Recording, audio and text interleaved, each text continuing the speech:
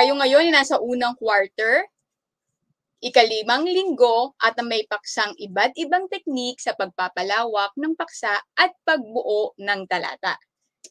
Ayan, muli akong inyong makabayan, gurong makabayan na naglagi nagsasabi sa inyo na ang mabuting halimbawa ay higit na mabisa kaysa salitang dakila.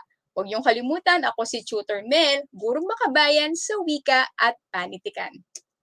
Okay, sige, pakipusuan nyo na nga kung handa na kayo ngayong araw, mga makabayan kong mag-aaral.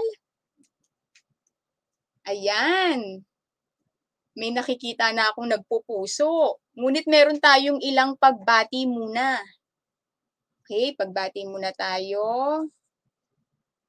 Mga taga Caloocan High School, sa Registrar, Ma'am Remy Dizon, Sir Sales, Sir Erlan, Ma'am Jo Villaberde, Sir Joel Capiral, Ma'am Cora, Ma'am Erica, lahat po ang bumubuo ng ating school registrar sa ating Caloocan High School. Magandang hapon po sa inyong pagtuto. Meron pa po ba?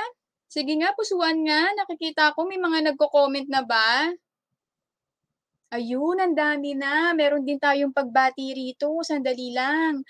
Good afternoon po, Aliyah Buen ng 94A. Hello, Nak. Pagbati po, Tutor Mel at sa lahat ng mag-aaral ng Caloocan High School, lalong-lalo na ang 96A. Ayan, yan. Sila yung mga talagang laging andyan sa atin. Ito naman, si Princess Gail. Ano to? Sandali lang, naka. Medyo mabilis yung ating pagbati. Ayan, Princess Gail, 8 Galileo, listening and learning from LFG, Diamantina National High School, Kabatuan, Isabela. Wow! Hello po sa inyo. Lagi kayo nakatutok sa ating itulay. Kay Basael, Jairo J. Katiis, pagbati po kay Tutor Mel at lahat ng mag-aaral ng Caloocan High School 96A. Ayan. Meron pa tayong pagbati kay Shane Arquero, 8 Galileo, listening and watching from LFG Diamantina National High School, Kabatuan East District, Diamantina, Kabatuan, Isabela. Hello po sa inyo.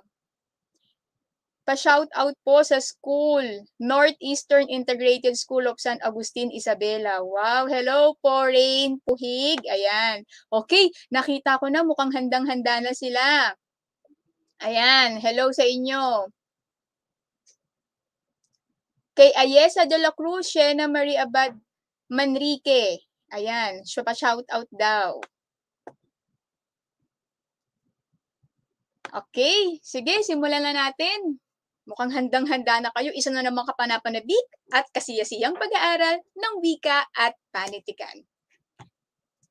Okay, bago tayo tumungo sa ating bagong aralin ngayong araw, nais ko munang alamin muli kung kayo ba ay natuto sa mga nagdaang linggo, di ba? Siyempre, dapat lagi tayong merong balik-tanaw o balik-aral. Ano nga ulit yon?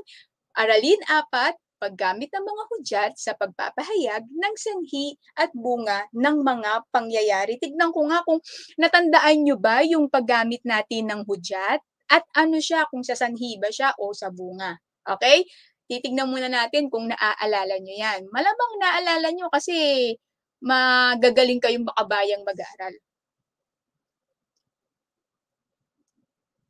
Okay, nagpapabati rin pala ang Team Basta Masaya Kami sa Caloocan High School. Sir Joel Capiral, Sir Arnel Kama, Ma'am Rowelan, Ma'am Gabon, Ma'am Princess Werlin Moyo, Ma'am Joanna Macaranas, Ma'am Millicent, and Ma'am Shane, Ma'am Ebasco, and Ma'am Arj, and Ma'am Menjola, and Ma'am, sino pa yung isa? Ma'am Natividad. Hello po sa inyo. Ayan, nanonood po sila. Okay, simulan na natin para sa unang bilang. Nakararanas ng abnormal na panahon ang iba't ibang bahagi ng mundo dahil sa global warming. Ano kaya ito? Anong hudyat kaya ang ginamit dyan? Sige, alamin nyo nga. Anong hudyat ang ginamit sa unang bilang? Natatandaan nyo ba kung anong hudyat? Dahil, ayan may nakita na ako, si Christine Erica Fumio. Sige nga, dahil. Ano kaya ito, Christine Erica Fumio? Ito kaya ay sanhi o bunga? Kasi mahalagang malaman natin ang hudyat, pero mahalaga ring malaman natin kung ito ba ay para sa sanhi o sa bunga. Sige nga. Sanhi daw, ma'am, sanhi po. Ah, wow, tama, very good. Ayesa de la Cruz, Christine Erica Fumio, and Ansie Gay Garcia Sakdalan. Dahil at ito ay sanhi. Mahusay. Sumunod, ikalawang bilang. Nagsimula siya sa buhay kung kaya, nagsimikap siya sa buhay kung kaya nakamit niya ang rurok ng tagumpay. Ano kaya ito? Ano kayang hudyat ang ginamit diyan? Sige nga. Anong hudyat ang ginamit para malaman natin kung ito ay sanhi ba o bunga? Okay, may mga bago. Sandali lang, ayusin natin yung ating. Ayan, may mga nakita na akong sumagot. Angel Lindaya, ma'am, kaya. O, sige nga natin kung kaya ang sagot, Angel.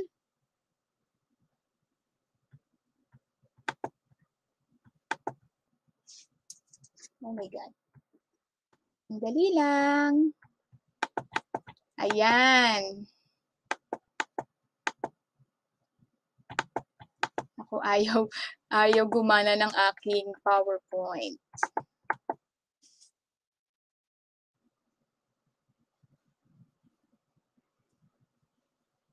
Okay? Sige nga, tingnan nga natin kung ito ay sanhi o bunga at anong hudyat ang ginamit. Sandali lamang ha, nagkakaroon tayo ng technical na problem. Ayan, ayaw pa rin.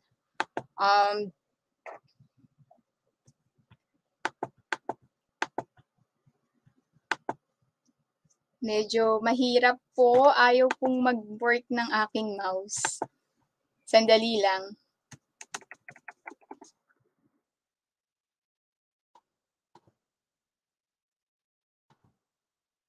Ouch. Paano kaya to?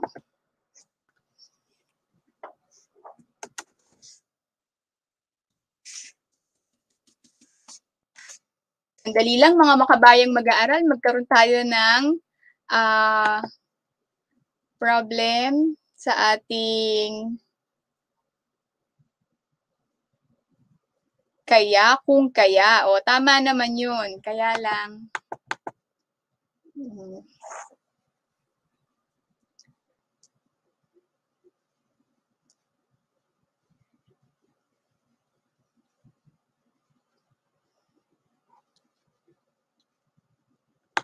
Ayaw niya na lumipat.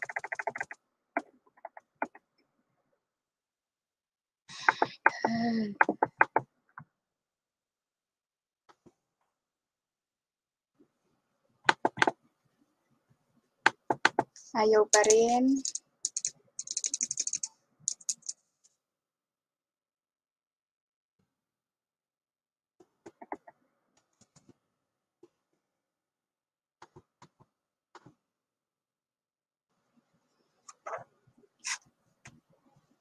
Sandali lang ah.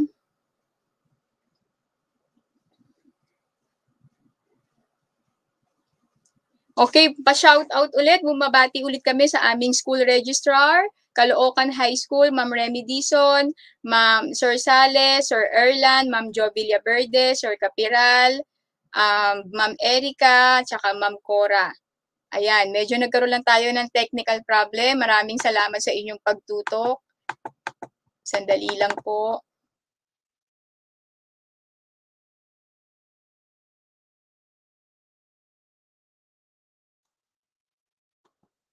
Ano ba ito?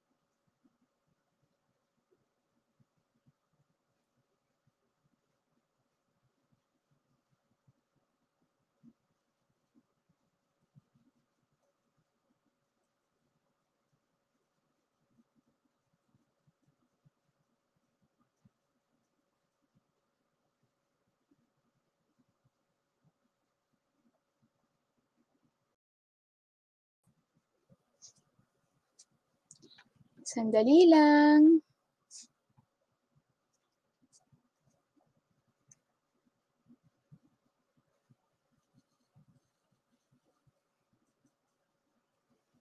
Medyo nagkakaroon tayo ng technical problem. Ayaw niyang lumipat.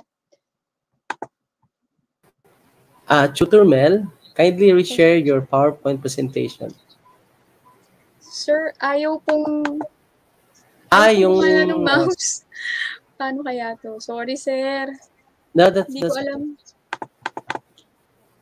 Sa keyboard, arrow, saan ba yun? Arrow. Saan makikita? Naku, hindi ko makita.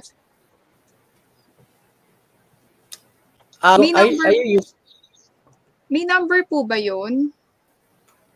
Nag-share ba kayo po using Windows or yung... Opo, Windows po. Madali lang yan. Alt-tab na lang po kayo. Paano po? Tab? Alt-tab. Alt-tab. Punta doon sa PowerPoint. Tapos click next. Yung sa arrow left or right. Ayun. Ayaw pa rin po eh.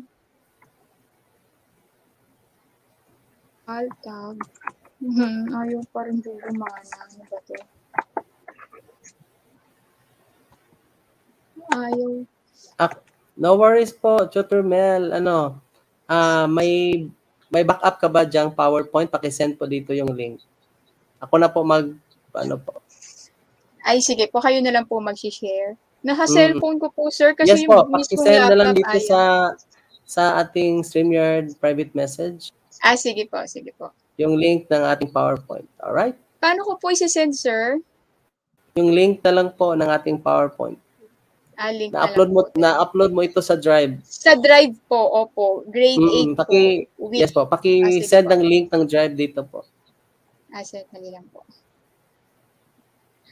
Alright, so while waiting for Tutor Mel, we will have a short break muna. Thank you po.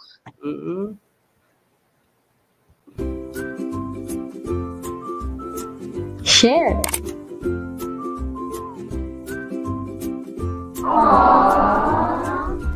Hello there! Almost all of us are citizens of the online world, and the internet is the system that runs this world. The internet is so powerful. Indeed, anything can go viral in a blink of an eye. Whatever we say, post, or share, whether positive or negative, can immediately spread all over the online world before we even know it. But it is us who run the system. So we also are the ones who are fully in control of it. It's like...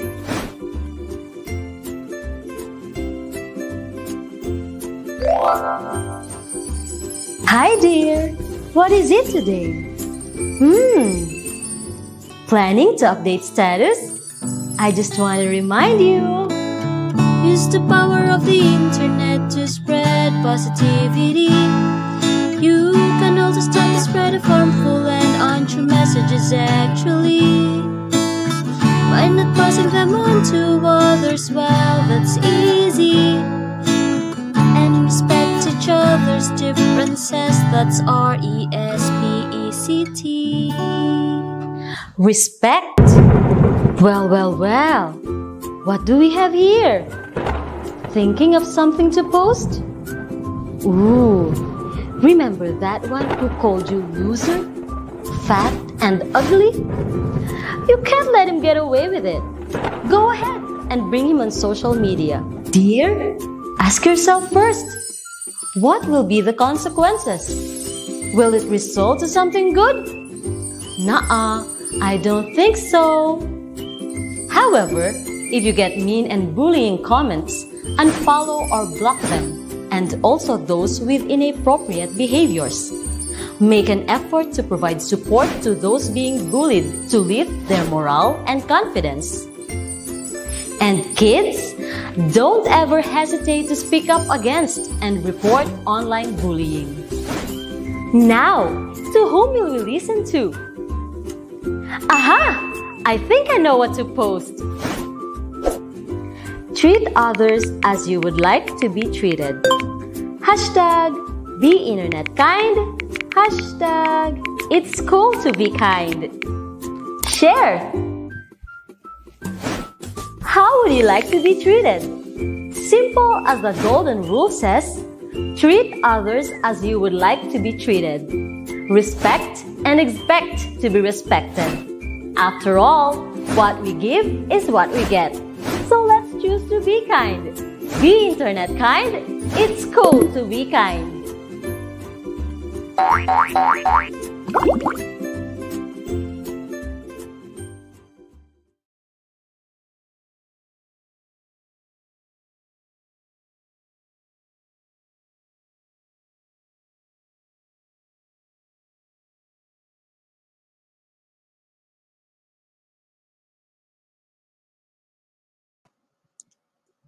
Ayan. Hello po muli. Ako ulit ang inyong gurong makabayan sa wika at panitikan. Pahimanhin, nagkaroon tayo ng technical difficulties.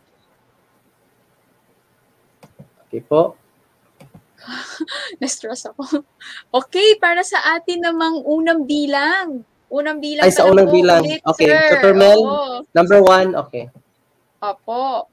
Ayan, para mabati natin ang ating mga mag-aaral. Okay? Nakararanas ng abnormal na panahon ng iba't ibang bahagi ng mundo dahil sa global warming. Ano kayang ginamit na hudyat dito, mga makabayang kong mag-aaral? Sige nga, hulaan nyo nga. Tignan ko nga kung ano yung tamang sagot nyo. Ayan, may sumagot na po. Si Fumio Erica, ito po ay dahil at ito po ay sanhi. Sige nga, tingnan na nga natin kung tama si Erica Fumio. Dahil, mahusay. Pangalawang bilang. Nagsumikap siya sa buhay kung kaya nakamit niya ang rurok ng tagumpay. Ano kayang ginamit niyang hudyat para matukoy na ito'y sanhi o ito ay bunga? Sige nga. Tignan ko nga kung may sagot na kayo. May pagbati tayo kay Ian Garcia. Ang sabi ni Ian Garcia ay dahil kaya, kung kaya. Ayan. Alizon Kate Banyes, kung kaya ang tamang sagot, ma'am. At ito ay nagpapakita ng bunga. Sige nga, ang tamang sagot ay kung kaya, mahusaya. Okay, ikatlong bilang.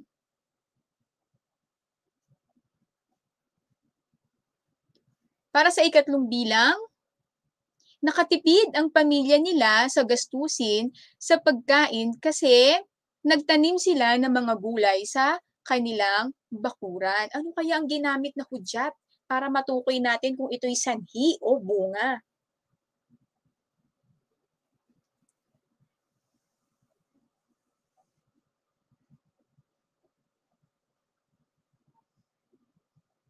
May sagot na ba? Ayan, si Jalen Rose de Guzman. Kasi, at ito ay naging bunga. Mahusay. Tingnan nga natin kung tama ito, Jalen. Tama. At ika-4 na bilang.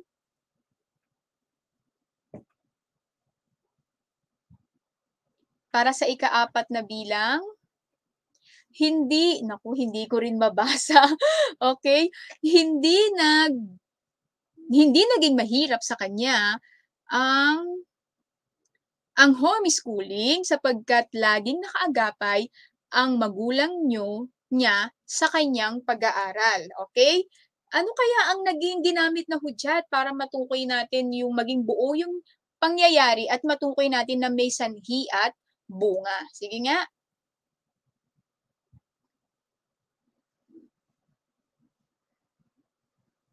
Anong sagot ni... Tingnan natin kung sinong nakakuha ng tamang sagot. Okay, si JB. Ano yun? Escoro Pechon. Sapagkat. At ito ay sanhi. Sapagkat. Tama ba? Okay, sapagkat. Okay? Sumunod, ika-5 bilang. Maraming tao ang nawalan ng pinagkakakitaan nang tamaan ng pandemya ang ating bansa. Okay, ulitin ko muli maraming tao ang nawalan ng pagkakakitaan nang tamaan ng pandemya ang ating bansa. Ano kayang ginamit niyang hudyat? Sige nga, sinong nais makahula? Ayan, si Krisha Olegario ng ma'am. At ito ay sanhi. Mahuhusay dahil dyan bibigyan ko kayo ng heart. Dahil heart, nagbigay kayo ng puso at nagpakitang kayo ay handa, bibigyan ko naman kayo ng puso rin. Magaling. Okay?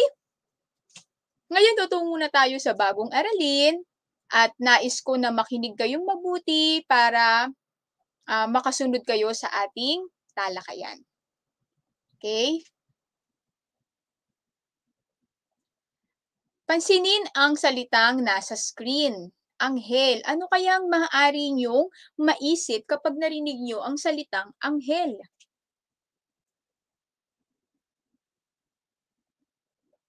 Sige nga, anong sagot niyo? Salitang anghel. Ano kaya yun? Okay, pwedeng ito ay sinasabi natin na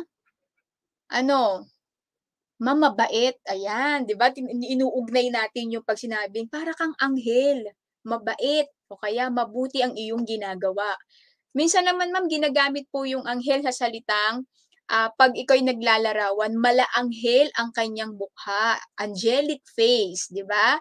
So gumagamit tayo ng pagtutulad para lang mabigyan natin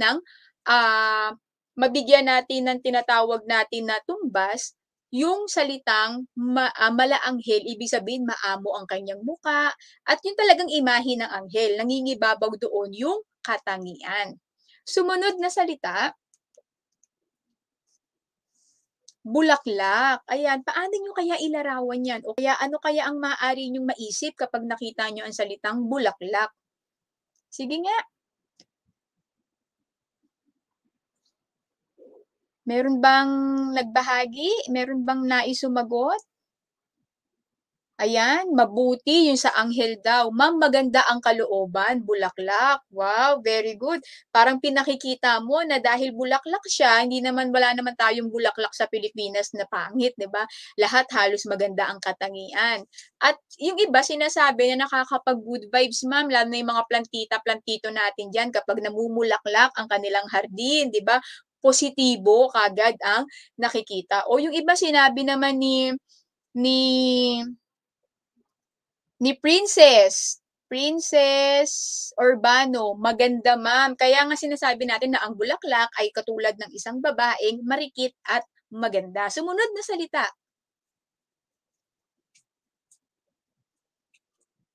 Sumunod na salita. Yan, sa panahon ngayon, sanggol. Ano kaya ang sanggol? Ano kaya ito? Okay? Inosente, ma'am. Ayan, mahusay, Very good, inosente po, ma'am. Kagandahan at kaayusan, Yuri Otakan. Okay, ano pa? Mabait, malaanghel yung sanggol. Okay, pwede. Munting bata mula kay Jalen Rose de Guzman. Tama. At ang ika-4 na salita, virus. Ano kaya yan? Ayan, alam ko maaaring tayo. Ayan, may nagpahabol pa galing kay Dareb Sauro. Ang sanggol ay biyaya, ma'am. Okay? Bata. Okay? Biyaya na galing sa langit. Very good. Okay, sumunod ay virus na. Ano kaya? Mga makabayang kong mag-aaral, ano ang virus? Ano ang pwede niyong masabi sa panahon natin ngayon? Yung iba sinasabing yaan ay taksil, traidor, di ba? Kasi hindi mo alam kung kailan ka aatakihin ng virus na yan. So sinasabi nila mula sa karakteristik ng virus, dahil ito hindi nakikita, tinuturing natin na ito ay traidor o taksil. Ano pa? Malalang sakit, ma'am. Yan, nanggaling kay Jessica Marie. Malalang sakit. Ano pa? Kay Tanya de la Cruz, ito ay sakit na nakahahawa o maaaring makahawa kasi nga virus. Tama. Yuri Otakan, ito ay sakit sakit at sanhi ng kahirapan. O hindi ang virus kahit mayaman, walang pinipiling estado sa buhay yan, 'di ba? Sinasabi natin kay mayaman, kay artista, kay kilala, politiko na tatamaan ng ganitong uri ng virus. Okay, klase, sa ganyang pananaw, sa ganyang mga salitang binigay natin, papasok na tayo sa ating bagong aralin. At ito ay ang ano kaya ito? Iba't ibang teknik sa pagbibigay ng paksa. Pagpapalawak ng paksa. Sige nga, tingnan nga natin.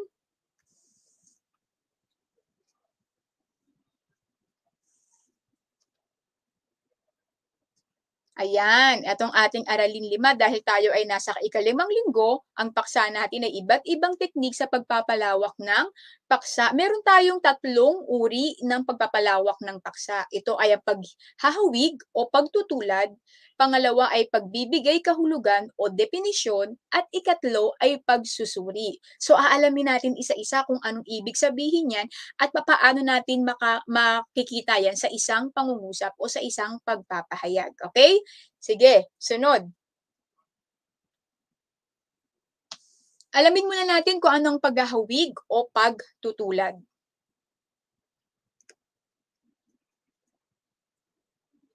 Okay, sabi ni Catleya Soriano, pagbibigay ng definisyon. Okay? Alamin nga natin kung ano ang yan, ang paghahawig o pagtutulad. Ang mga tao, bagay, pangyayari at iba pa na magkatulad ay pinaghahambing upang mapalitaw ang kanilang mga tiyak na katangian. Di ba? Sabi ko nga sa inyo, kaya kanina yung bulaklak.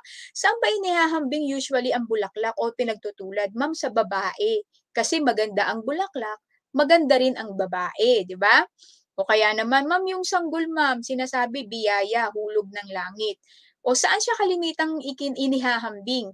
Ma'am, sa anghel. Di ba kapag sanggol pa, inosente pa ito at napakaliit, sinasabi nilang ito'y biyaya galing sa Diyos at tinuturing nilang anghel. Okay, so yun ang paghahawig. Tingnan nga natin kung ano ang halimbawa ng paghahawig. Ayan, meron tayo rito. Una, ang iyong kagandahan ay tila tala sa gabing madilim. Saan daw inihambing ang kanyang kagandahan, mga makabayang kong mag-aaral? Tila tala sa gabing madilim. Saan daw inihambing? Sige nga. Pagkakapareho o pagkakatulad. Okay? Tanya de la Cruz, pagbibigay ng informasyon, pag-aahalin tulad. O, tama yun. Sa tala, JB Escoto Pechon. Sabi niya, ma'am, inihambing ang maganda sa tala. Okay? Isang paraan na yun po, mapalawak natin ang ating paksa. Pangalawang halimbawa, ang mabait na bata ay parang maamong tupa. Okay? Ang mabait na bata ay parang maamong tupa. Sige nga, tingnan nga natin muli. Saan inihambing ang mabait na bata daw? Okay. Sa tupa, Krisha Batigas. Okay, ma'am, sa tupa po. So dito nakikita ninyo na nagkakaroon, napalilitaw pa natin yung katangi-tanging katangian ng isang tao, bagay o pangyayari dahil tayo ay naghahambing. So malaking contribution to o malaking tulong upang mas mapalawak natin yung ating paksa. At ang ikatlong halimbawa, isang tahimik na lugar na wari mo ay sementeryo. Okay? Ano raw yung tahimik na lugar? Sementeryo. Hindi mo naman pwede sabihin na sementeryo ay maingay. So, doon pa lang makikita mo anong katangian ng sementeryo. Ma'am, tahimik. Okay? So, diyan, klase, mas nakikita natin ano-ano ang mga paraan na ginagamit upang mapalawak natin ang ating paksa. Meron pa tayong sumunod. Okay? So, ang sumunod ay pagbibigay ng definisyon o kahulugan. Ayan, basahin natin. Okay, hindi ko mabasa. Ang liit. Ang pagbibigay ng kahulugan o definisyon, hindi pa rin gumagana yung aking mouse. Ang mga salita, naku, hindi ko siya mabasa. Sorry Ang mga salitang hindi Hindi ko mabasa. Wait lang. Okay, hanapin natin yung ano ko, copy. Ang hirap nito. Okay. Sandali lang ha. Gusto mo ako na magbasa, Tutor? Mel? Sige po, hindi ko po mabasa, sir. Alright, Salamat so po. okay, ang mga salitang hindi agad-agad naiintindihan ay kailangang bigyan ng definisyon. Ito ay mga bagay o kaisipan na kailangan higit na masaklaw ng pagpapaliwanag. Ang kaurian, kaantasan at kaibahan ng mga salitang ito ay binibigyang diin sa pagbibigay ng definisyon. Ayan, salamat sir sa inyong pagbasa. Okay, so doon pa lang makikita natin na ito ay mabibigyan kaagad ng kahulugan base sa pagbabasa pa lamang ng definisyon. Okay? So ito'y kaisipan na kailangang higit na masaklaw ang pagpapaliwanag.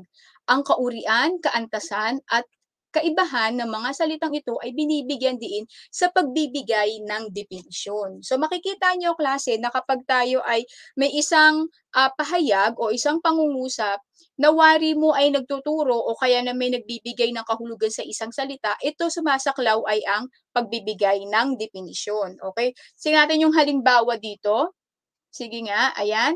Ang guro sa asignaturang Filipino ay dapat mapag-aralan ang etimolohiya, ang pag-aaral ng pinagmulan ng salita upang maipaliwanag niya kung paano nag-iiba ang anyo at kahulugan nito sa paglipas ng panahon. 'Di ba? Hindi niya lantarang binahagi yung definisyon, pero sa pagpapahayag o paglalahad niya ng kaisipan, na ibibigay niya na unti-unti kung ano yung etimolohiya na kailangan alam ng isang guro sa asignaturang Filipino. Naunawaan niyo ba? Halimbawa pa nito ay ang DOH ay nagsasagawa ng malawakang pagkakaroon ng bakuna kontra sa COVID-19 upang maibisan, upang maagapan ang paglaganap pa o paglobo pa ng ating tinatawag na virus. So ibig sabihin, alam mo na ang definisyon ng DOH ay sangay ng pamahalaang pangkalusugan na sila ang talagang maaaring sumaklaw sa ganitong uri ng problema. Ang tawag natin doon ay definisyon. Sumunod, tutungo naman tayo sa pagsusuri. So alamin natin kung ano yung pagsusuri. Ayan. Ang pagsusuri ay napaliliwanag hindi lamang ng mga bahagi ng kabuuan ng isang bagay, kung hindi pati rin ang kaugnayan ng mga bahagi ito sa isa't isa. Ibig sabihin, dumaan sa isang malawakang pagsusuri, pwedeng survey, pwedeng panayam, na kung saan ay ikinabit mo ang magiging desisyon mo sa pangkalahatang solusyon na inyong kinasasaklawan. So, yun ang ibig sabihin ng pagsusuri. So, para sa halimbawa, basahin natin, dahil hindi pa, halimbawa ng pagsusuri, ayan, dahil hindi pa rin bumababa ang bilang ng mga nagpositibo sa COVID-19, nagpasya ang Pangulo na manatili ang Metro Manila sa ilalim ng General Community Quarantine hanggang katapusan ng buwan ng Hunyo.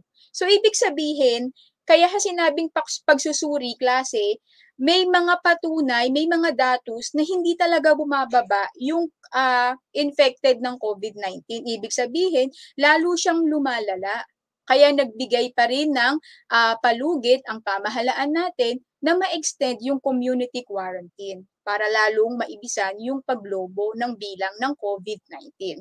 So yun ang pagsusuri. Naintindihan niyo ba mga makabaya kong mag-aaral? Ulitin nga natin, balikan nga natin ulit. Ang pagpapalawak o mga teknik sa pagpapalawak ng ating paksa ay meron tayong una, pagtutulad. Sumunod po. Pangalawa, definisyon. At pangatlo, pagsusuri. Mahusay. Okay, yan yung ating leksyon ngayon sa iba't ibang teknik ng pagpapalawak ng paksa. Okay, dahil dyan, kung talagang natuto kayo, sige nga mag-heart-heart nga kayo sa ating comment section dyan sa ibaba. Mag-heart-heart kayo kung kayo'y handa na para sa ating gawain. Yes, binabati muli namin ang taga-registrar ng Caloocan High School, Ma'am Remy Dizon, Ma'am Jo Villaverde, Sir Joel Capilar, Sir Sales, Sir Erlan, Ma'am Erica, Ma'am Cora, at lahat ng mga bumubuo ng registrar ng ating Caloocan High School. Hello po, mabuhay po kayong lahat. Maraming salamat po sa inyong pag-antabay sa akin. Okay, handa na ba? Sige, may nakita na ako, mga naka-heart na sila. Okay, sa unang bilang. Okay, piliin ang teknik sa pagpapalawak ng paksa na ginagamitan ng ginamit sa sunod na pangungusap. Isulat ang A kung ito'y pagtutulad, B, definisyon, at C, kung pagsusuri. Sige nga, para sa unang bilang. Unang bilang. Maraming tao ang labis ang pangamba sa kumakalat na virus na COVID-19. Ano kaya ito? A, pagtutulad, B, definisyon, or C, pagsusuri? Sige nga, tignan ko nga yung sagot ninyo.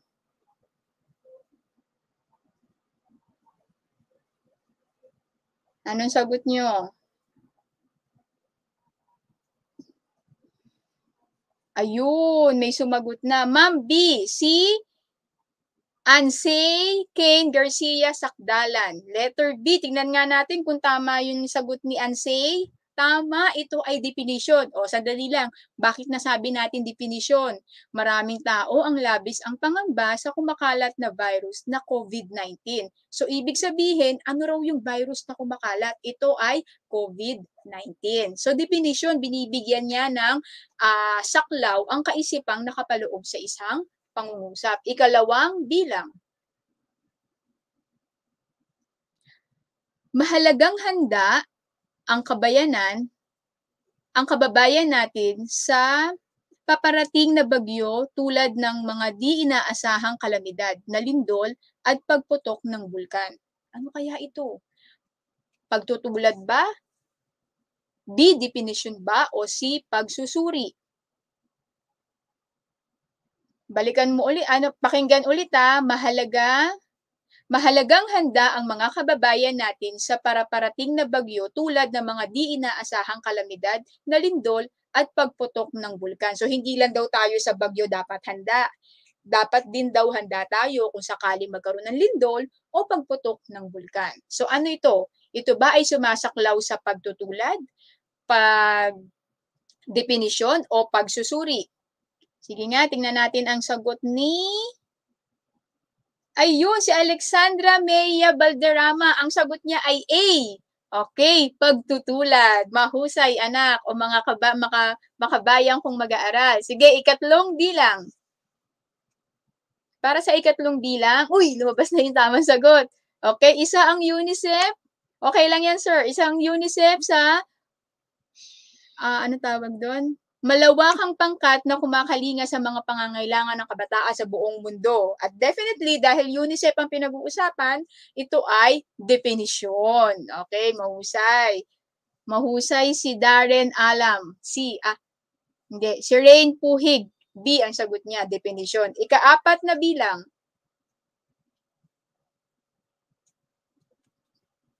Para sa ika-apat na bilang.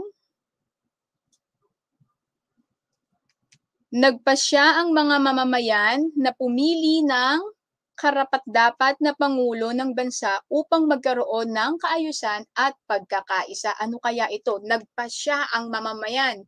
Ibig sabihin, meron silang datos, meron silang prosesong pinagdaanan. Ano kaya to? Very good si Darren G. Alam. Ang sagot niya ay C. Ito ay pagsusuri. Mahusay. Sumunod, ikalimang bilang. Mukhang nakilig talaga kayo, Ang dami nakakuha ng tamang sagot. Pati si Rose Ekian Diamante, C ang sagot niya. Kay Robin, hello, Villamor, C din po ang sagot niya. Very good. Para naman sa ikalimang bilang.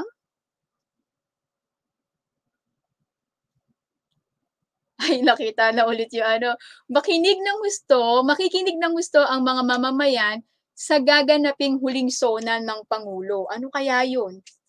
Nakalabas na. Number 5, Ma'am B. Natatawa pa sila ho. Yes, ito ay definisyon. Okay.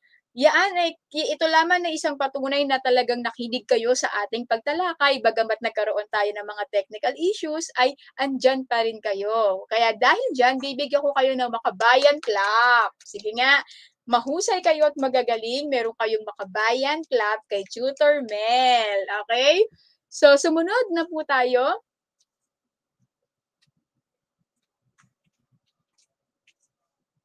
Muli, may pagbati na naman. Pa-shout out daw.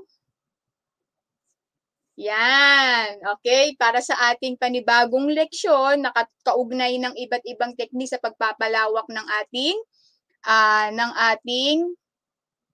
paksa, meron din tayong pagbuo ng talata. Okay? So ano 'yon? Ito ay ang talata ay binubuo ng magkakaugnay at maayos na pangungusap. Meron tayong una, panimula. Ito ay nasa unahan ng isang komposisyon. Dito nakasaad ang paksa na nais talakayin ng manunulat at kung ano ang kanyang ipinaliliwanag. Isinasalaysay, inilalarawan o binibigyang katwiran. So kapag pala tayo ay bumubuo ng talata, hindi kung ano lang ang sinasabi natin. Meron palang bahagi ang talata na tinatawag na panimula, gitna at wakas. At sasabi nga doon, ang gitnang bahagi ay dito mo ibinibigay o ipinakikilala ang iyong paksa. Ayan. Isang komposisyon na nakasaad ang paksa. Ayan. Kung ano ang kanyang ipinaliliwanag, isinasalaysay, inilalarawan o binibigyang katwiran. Sumunod, gitnang talata. Okay? O talatang ganap. So, dalawang definition natin, pwedeng gitnang talata o talatang ganap. Ito naman ay nasa bahaging gitna ng isang komposisyon. Ito ay may tungkuling paunlarin. Ibig sabihin, sa gitnang bahagi ng talata, andoon na yung mga pagpapaunlad ng sa isang paksa kung papaano mo i-elaborate yung iyong ginagawang talata. Okay?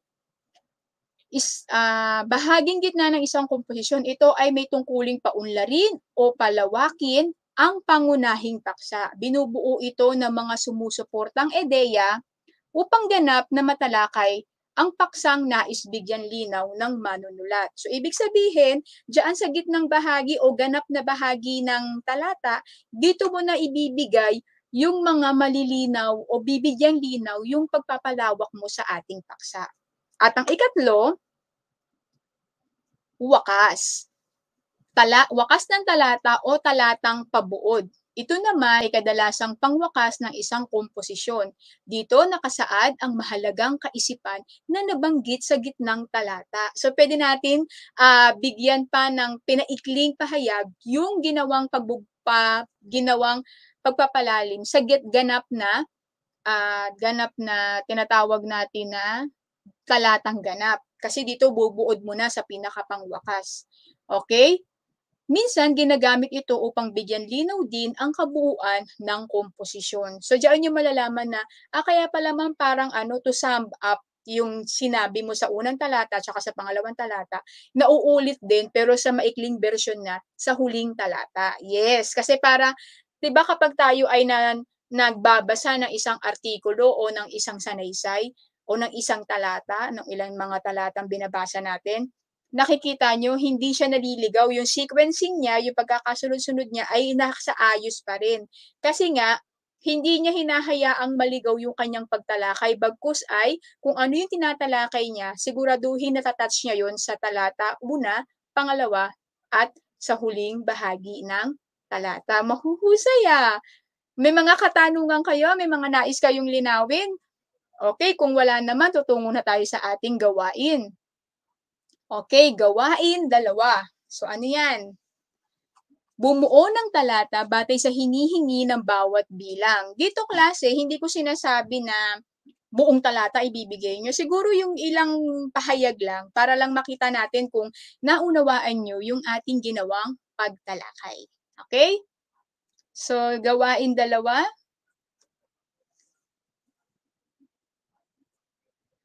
Yan, bumuo. Anong talata mo? Bumuo ng talata batay sa hinihingi sa bawat bilang. Unang bilang.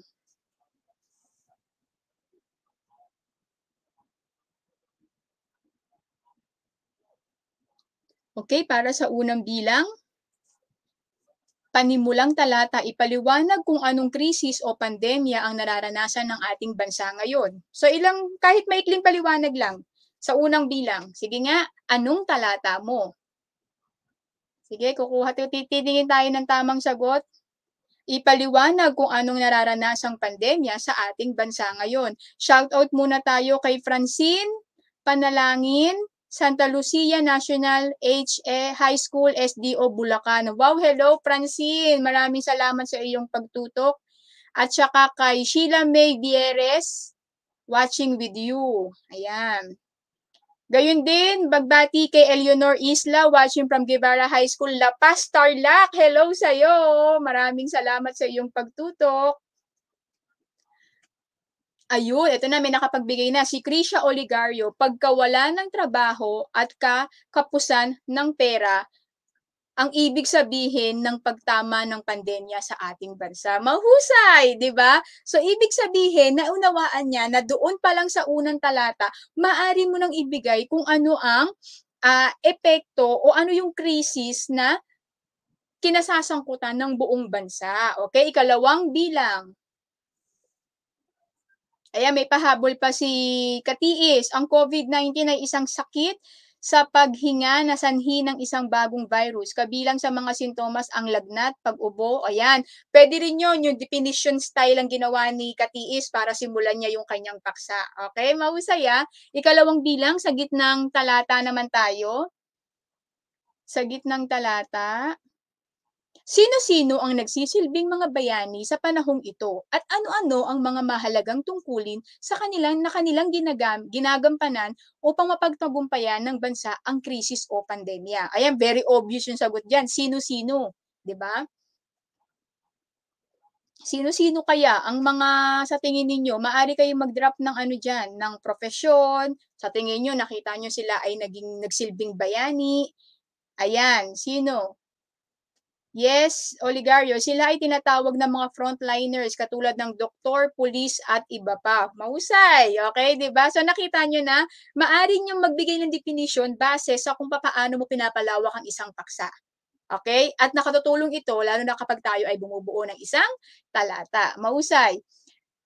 Okay, kay Flores Fortosa, kay 6A, tinatawag silang mga frontliners o mga buhay na bayani nagsisilbing tagapagligtas sa mga tao na nagkakasakit. Halimbawa ay doktor, nurses, pulis at iba pa. Yes, ikatlong bilang na tayo. Mahuhusay mga sagot ng mga makabayan kung mag-aaral. Proud na proud ako sa inyo dahil nalalaman nyo yung mga issue sa ating lipunan. Okay? May pahabol kay Evelyn Manayaga, ang mga frontliners ay nagsisilbi mga bayani ngayon dahil binibuwis nila ang kanilang buhay at iniiwan ng kanilang pamilya para maligtas ang buong mundo. Very good, mahusay, makabayang clap para sa iyo. Okay? At sa ikatlong bilang, sandali lang, medyo nadadala na ako dyan. Sa ikatlong bilang, pangwakas na talata, sa iyong palagay, bakit sila ang nagpapakita ng kabayanihan sa panahon ito para sa iyo? Sa panahon ngayon, para sa iyo. Yan, medyo dyan bibigyan nyo ng lalim. Okay? Kasi pangwakas na talata na yan eh. Nasabi nyo kung ano yung virus sa unang talata. Pangalawang talata o gitnang talata, nailahad nyo kung sino-sino yung mga nagsisilbing bayani. Pangatlong talata o pangwakas na talata o pagbubuod, meron diyang katanungan na bakit kaya nila ginagawa ang bagay na ito? Sige nga, tingnan ko nga kung anong sagot ng makabayan nating mga mag-aaral. Sa tingin nyo, anong palagay nyo? Bakit nagsisilbi silang bayani sa ganitong uri ng pandemya? Para sa'yo lang naman. Okay, sinasakripisyo nila ang buhay nila para sa ibang tao ayon kay Francine Panalangin.